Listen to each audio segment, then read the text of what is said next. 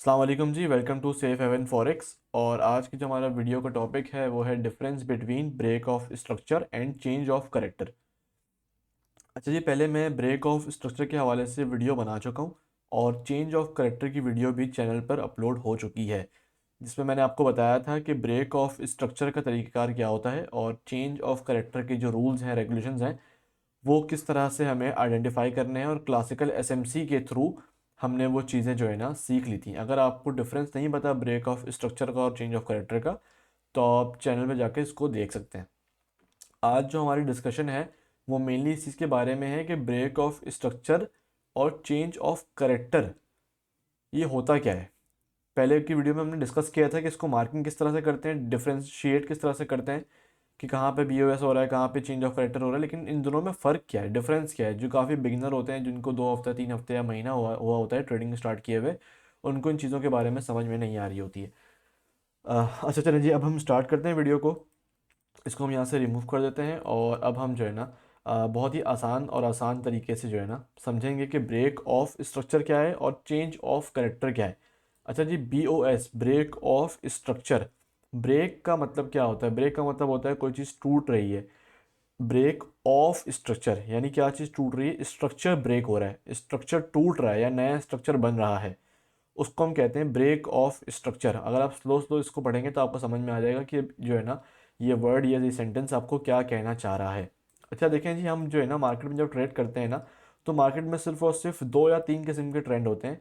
Mainly जो एक trend होता है वो हमारा बुलिश होता है, दूसरा जो ट्रेंड हमारा होता है वो होता है बेरिश, और जो तीसरा ट्रेंड हमारा होता है वो होता है कंसोलिडेशन। यानी जब ना मार्केट उसमें ऊपर होती है ना मार्केट नीचे होती है, ना मार्केट जो है ना एक ही लेवल पर रेंज कर रही होती है मुसलसल।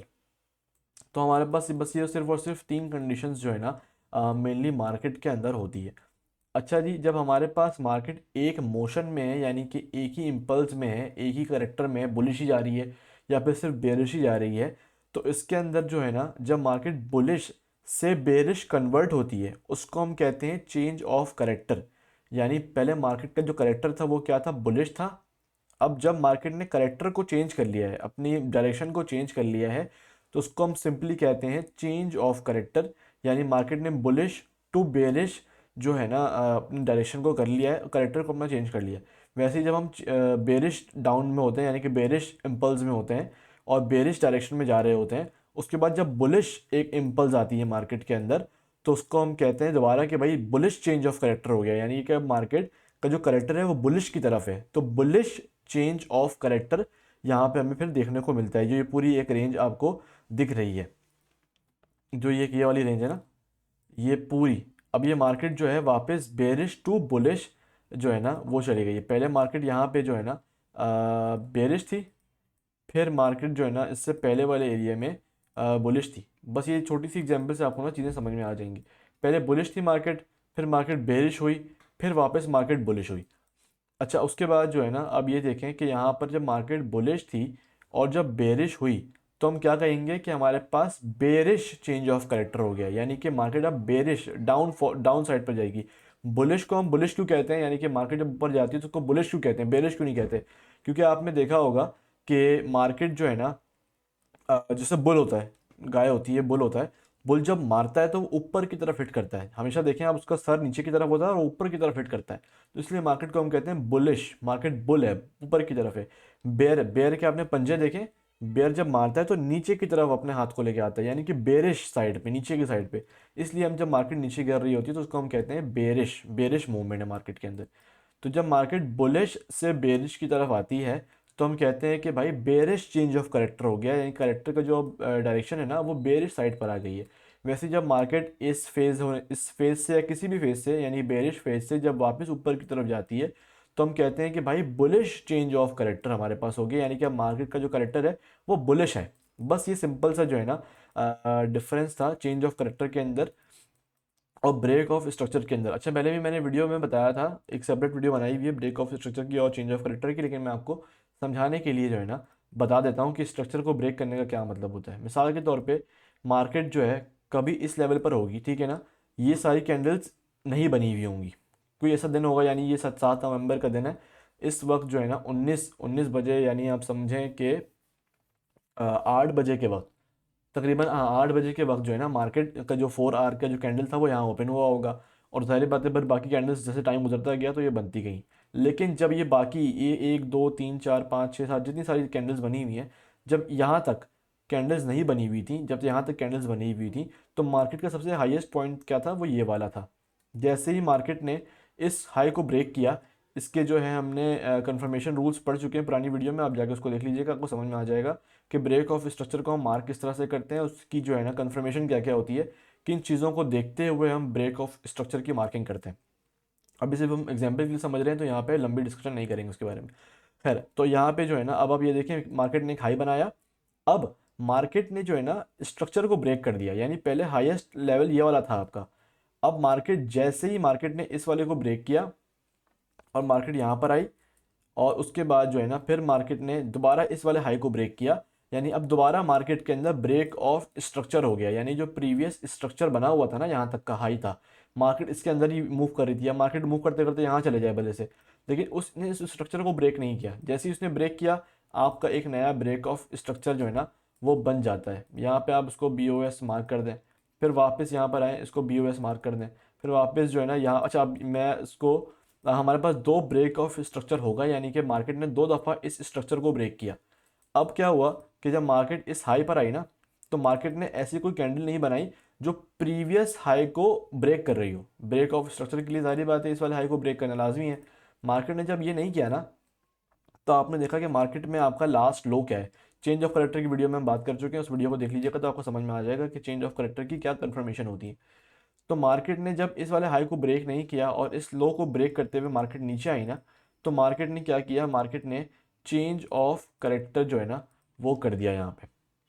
वो किसी भी टाइम फ्रेम पे हो सकता है, 5 मिनट पे भी हो सकता है, 1 मिनट में भी हो सकता है, 1 आवर और 4 आवर, डेली मंथली किसी में भी हो सकता है चेंज ऑफ करेक्टर आपका। तो मार्केट ने क्या किया, अब बुलिश उसका जो है ना इम्पल्स था, बुलिश मूव था मार्केट का। मार्केट ने जो है ना बेरिश मोमेंटम शो करना शुरू कर दिया। जैसे ही मार्केट ने यहाँ से जो है ना अपनी कंफर्मेशन ली, करेक्टर को चेंज किया, पहले बुलिश करेक्टर था फिर बेरिश करेक्टर पे आ गई। यहाँ पे मार्केट ने कंफर्म किया कि भाई ठीक है, मार्केट जो है ना वो बेरिश है। उसके बाद फिर आप बड़े टाइम फ्रेम पे देखते हैं कि ऑर्डर ब्लॉक्स क्या है, क्या मामला है, कहाँ से मार्केट क्यों उठ रही है, वहाँ से मार्केट क्यों गिर रही है, यहाँ से रिएक्शंस क्यों आ रहे हैं। तो फिर वो आपको डिफरेंट टाइम फ्रेम्स में और मल्टी टाइम फ्रेम एनालिसिस की वीडियो में जो है ना मैं आपको इस हवाले से चीज़ें बता दूंगा। अब यहाँ पे एक छोटी सी एग्जांपल देख लें। ये हमारा लास्ट हाई था मार्केट के अंदर, जैसे ही मार्केट ने इसको ब्रेक किया, हमारा जो प्रीवियस स्ट्रक्चर था वो ब्रेक हो गया। तो इसलिए हमने कहा कि भाई हमारा ब्रेक ऑफ स्ट्रक्चर हो चुका है। जो प्रीवियस स्ट्रक्चर था उसको मार्केट ने ब्रेक करके एक न्यू स्ट्रक्चर बना लिया है। वैसे ही मार्केट यहाँ पर आई, मार्केट ने एक हाईएस्ट पॉइंट दिया। जैसे इस हाई पॉइंट को मार्केट ने ब्रेक किया कंफर्मेशन देने के बाद, तो हमारा यहाँ पे ब्रेक ऑफ स्ट्रक्चर कंफर्म हो गया। वैसे ही मार्केट यहाँ पे, मार्केट का एक हाई था, मार्केट ने जैसे ही इसको ब्रेक किया तो हमारा ये एक ब्रेक ऑफ स्ट्रक्चर हो गया। मार्केट का जो है ना लास्ट लो ये था, मार्केट यहाँ पे नीचे आई, मार्केट ने यहाँ पे आके अपनी कंफर्मेशन दी और मार्केट का करेक्टर चेंज हो गया। उसके बाद देखें, जब बेरिश हमारे पास चेंज ऑफ करेक्टर हुआ तो मार्केट कितने दिनों तक जो है ना 14 दिनों तक मार्केट जो है ना फिर बेरिश ही रही। उसके बाद फिर मैं आपको एक एग्जांपल दिखा देता हूँ कि हमने बेरिश चेंज ऑफ करेक्टर की 2 एग्जांपल देख ली, अब हम एक बुलिश चेंज ऑफ करेक्टर की एग्जांपल भी देख लेते हैं। यहाँ पर आप आए, आपने अपनी जो है ना चेंज ऑफ करेक्टर वाली वीडियो देख लीजिएगा जाके, आपको समझ में आ जाएगा किस तरह से हमने मार्किंग की है इसकी। यहाँ पे आपने जो है ना चेंज ऑफ करेक्टर के लिए मार्किंग की। ये आपको चीज़ें पहले से पता नहीं होती, जाहिर बात है। जब आपका यहाँ पे बेरिश चेंज ऑफ करेक्टर होगा तो फिर आप सेल्स की एंट्री लेते हो। उसके बाद जैसे ही आपको मार्केट के अंदर एक बिल्कुल वॉल्यूम दिखता है मार्केट के अंदर, खास तौर पे जब मंडे ट्यूसडे को, जब मार्केट मंडे को ओपन होती है और आपको एकदम एक तरफ इम्पल्स दिखे, तो वहाँ पे हमें और काफ़ी टाइम अगर मार्केट बेरिश रही है और उसके बाद एकदम एक जो है ना अच्छी वॉल्यूम वाला कैंडल मिले, और वो भी 4 आवर या डेली का हो, तो समझ जाना चाहिए कि मार्केट के अंदर वापस बाइंग आ रही है। खैर वो भी एक अनदर टॉपिक है, उसके बारे में बाद में बात करेंगे। तो अब ये देखें कि पहले हमारे पास दो हमने बेरिश चेंज ऑफ करेक्टर की वीडियो वो देखी, एग्जांपल्स देखी कि मार्केट ने किस तरह से यहाँ पे जो है ना बेरिश चेंज ऑफ करेक्टर किया था। अब यहाँ पर आप आए और आपने देखा कि मार्केट ने किस तरह से बुलिश चेंज ऑफ करेक्टर किया है। मार्केट ने बुलिश चेंज ऑफ करेक्टर किया है मार्केट ने, यानी पहले बेरिश थी, अब मार्केट जो है ना वो बुलिश हो गई है। उसके बाद देखें, मार्केट जो है ना अभी तक जो है ना वो बुलिश ही है। उसके बाद फिर मार्केट ने अपना वापस बुलिश जो है ना एक मोमेंटम कंटिन्यू किया इसका, और जो है ना उसके तबार से मार्केट चलती रही। अच्छा जी, अब मैं जो है ना आपको एक और चीज़ इसमें दिखा देता, लेकिन उसको समझने के लिए पहले आपको जो है ना ब्रेक ऑफ स्ट्रक्चर और चेंज ऑफ करेक्टर वाली वीडियो देखनी पड़ेगी ताकि आपको कंफर्मेशन समझ में आ जाए। जब भी आपने ब्रेक ऑफ स्ट्रक्चर और चेंज ऑफ करेक्टर की प्रैक्टिस करनी है, हमेशा कोशिश करें 1 डे पर, नहीं तो 4 आवर की टाइम फ्रेम पर जो है ना आपने प्रैक्टिस करनी है। इसके अलावा मैं अपने फेसबुक पेज का लिंक आपको डिस्क्रिप्शन में या फिर जो है ना कमेंट में पिन कर दूंगा। आपने वहाँ फॉलो लाजमी कर लेना है। फॉलो करने की वजह सिर्फ और सिर्फ एक ये है, कोई पेड कोर्स, कोई और मामला, कुछ भी चीज़, कोई चीज़ उसके अंदर मौजूद नहीं है। सिर्फ और सिर्फ डेली एनालिसिस हम मेनली यूरो यूएसडी, बिटकॉइन अभी ट्रेडेबल कंडीशन में नहीं है, गोल्ड भी अभी ट्रेडेबल कंडीशन में नहीं है, गोल्ड की फिर भी एनालिसिस शेयर हो जाती है। इसके अलावा GBP USD, USD CAD, USD JPY, mainly 5-6 pairs जो मोस्ट वॉलेटाइल पेयर्स हैं और जो ट्रेड हो रहे होते हैं, उसकी एनालिसिस जो है ना फेसबुक पेज के ऊपर शेयर हो जाती हैं। तो काइंडली उसको भी आपने फॉलो लाजमी करना है, यूट्यूब को सब्सक्राइब लाजमी करना है, ताकि इस तरह की इन्फॉर्मेटिव वीडियो आपको मिलती रहें। बाकी नेक्स्ट इंशाल्लाह चैनल में अगले 20-25 दिन तक बिगिनर्स के हवाले से जितनी वीडियोस हो सकेंगी मैं बना दूंगा, ताकि किसी भी किस्म की कोई कन्फर्मेशन और कन्फ्यूजन आपको जो है ना वो ना आए। क्योंकि जब मैंने भी स्टार्ट किया था, बहुत सारी वीडियोस यूट्यूब पर दिखती हैं, लेकिन 1 साल 2 साल लगाने के बाद फिर चीज़ें समझ में आती हैं कि भाई एक वन स्टॉप सॉल्यूशन होना चाहिए जहाँ पे आपको सारी चीज़ें समझ में आ जाए, हर वीडियो आपको मिल जाए आपके मतलब की, ख़ास तौर पे उनके लिए जो बिगिनर्स हैं। तो अभी इंशाल्लाह चैनल में 20-30-40 वीडियोस जो शुरू की डलेंगी वो सारी की सारी बिगनर्स की डलेंगी। उसके बाद अच्छा, हम ब्रेक ऑफ स्ट्रक्चर और चेंज ऑफ करेक्टर के बाद हमारे पास बहुत सारे टॉपिक्स हैं, जैसे कि टाइप्स ऑफ कैंडल्स हो गई, फिबोनाची टूल हो गया। उसके अलावा फिर फेक चेंज ऑफ करेक्टर क्या होता है, फेक ब्रेक ऑफ स्ट्रक्चर क्या होता है, सप्लाई डिमांड जोन्स कौन से होते हैं, इंडिकेटर्स क्या होते हैं, बैक टेस्टिंग वो आगे का टॉपिक है। मल्टी टाइम फ्रेम एनालिसिस की वीडियो इंशाल्लाह कुछ टाइम में आ जाएगी। और उसके बाद फिर हम, जब आपको बिगिनर्स वाली चीज़ें समझ में आ जाएंगी, तो फिर हम फंडेड अकाउंट और उसके बारे में समझेंगे। ठीक है जी, अपना बहुत सारा ख्याल रखें जी। अल्लाह हाफ़िज़।